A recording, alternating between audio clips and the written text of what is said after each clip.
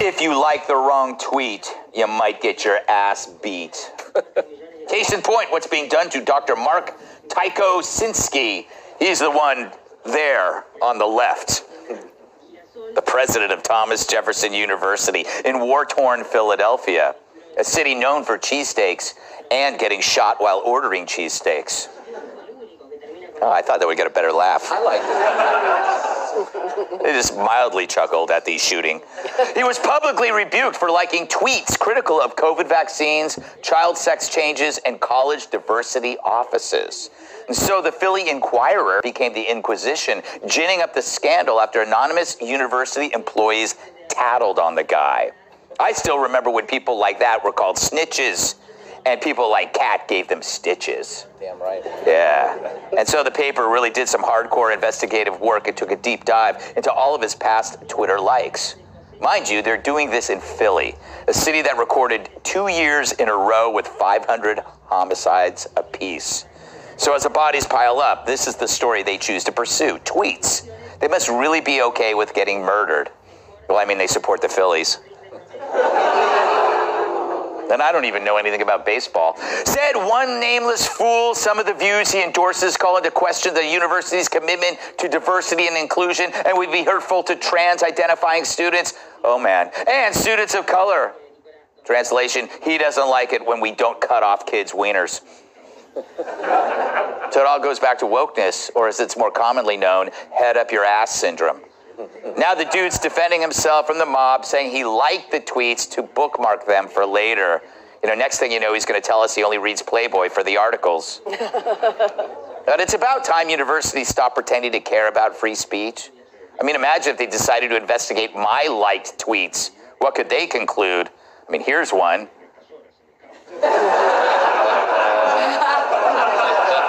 Here's another. Then there's this one. I mean, I guess you could tell I'm really into fitness. You know, Brooke, Hi.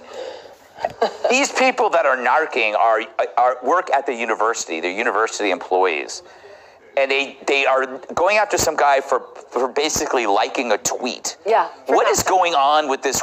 Is this a problem with all human beings now? Is that they're just a bunch of... And Pardon my language. You know, Greg, we have been talking about this, me and you. What I love about you so much is that you are such a champion of free speech. Oh, and you know, like I do, that the only thing more dangerous than hate speech is political correctness. Because political correctness equals the death of free speech. And I wrote my first book about this. You had me on when I wrote it. And at that time, people were coming after me. They were coming after people on Fox News who were talking about Islamist terrorism, theologically motivated terrorism. They were calling us Islamophobic. They were trying to shut us down. They were filing lawsuits against us. Fast forward, we are in the bizarro world where you cannot even say a boy is a boy and a girl is a girl, and that is getting you canceled. That is the natural progression of what happens with political correctness, and it is the greatest danger. And I want to say one more thing.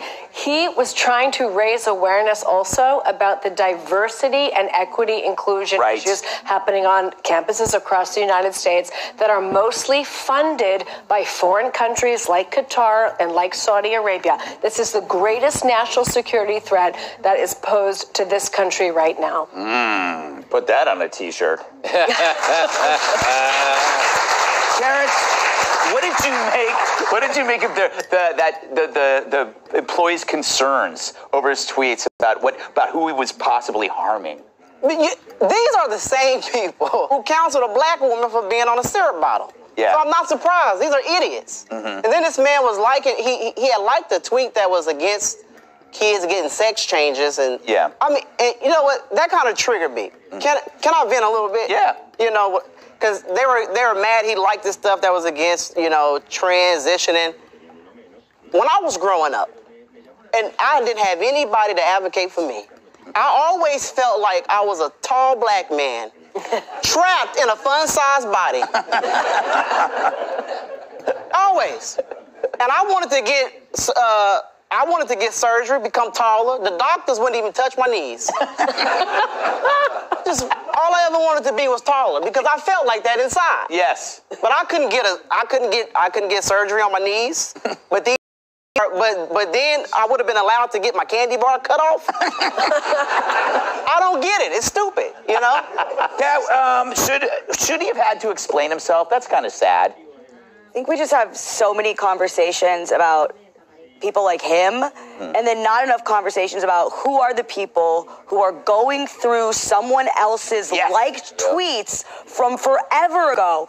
Sitting there, what is your life like? Right. That what you're going to do with your spare time is go to someone else's profile, click the like area, and then just scroll down and look at all of these things.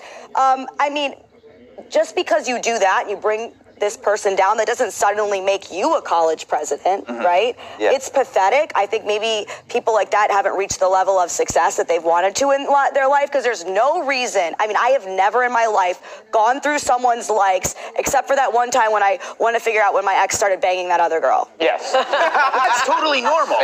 Yeah, it's totally fair. But you're right. Like, imagine trying to tell your parents what you do as your job, and it's like you basically are a hall monitor, a social media hall monitor. This is a purge. Yes. Yeah. They're intentionally going after people at institutions, you know, in levels of authority and positions, and taking them down because they're not buying this woke ideology. I mean, this gentleman is a molecular immunologist. That sounds quite intelligent. Yes, and they're trying to silence him for speaking the truth. Yes. I was just going to point out, this stuff doesn't happen at the community college I attended. Right.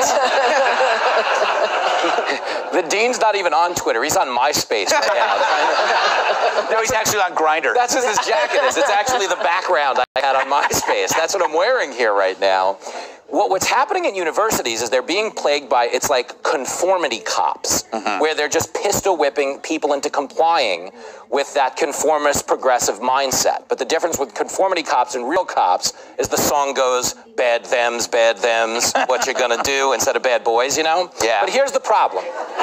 Keep up with the group, you guys. Keep up with the group. Keep up. Here's the thing. Oh, a little applause. I know, well, it took a minute, though. It took a minute. That was a time-release joke. But here's the thing. What the problem is, what they're silencing oftentimes is accurate.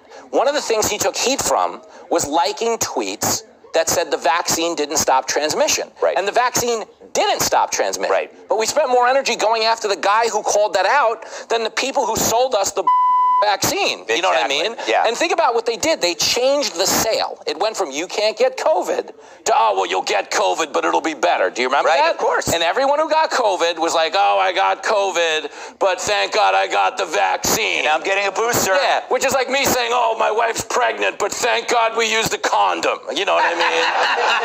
But I want to say one thing so important, because there really is a very easy solution to this. It's everybody who is watching now, everybody in the audience, go to his Twitter, retweet it, and say, I support you. You're speaking the truth. Do not let him get canceled. There you go. Use our free speech to support him. Aren't you a little renegade? Rookie. You've been an activist since you were born.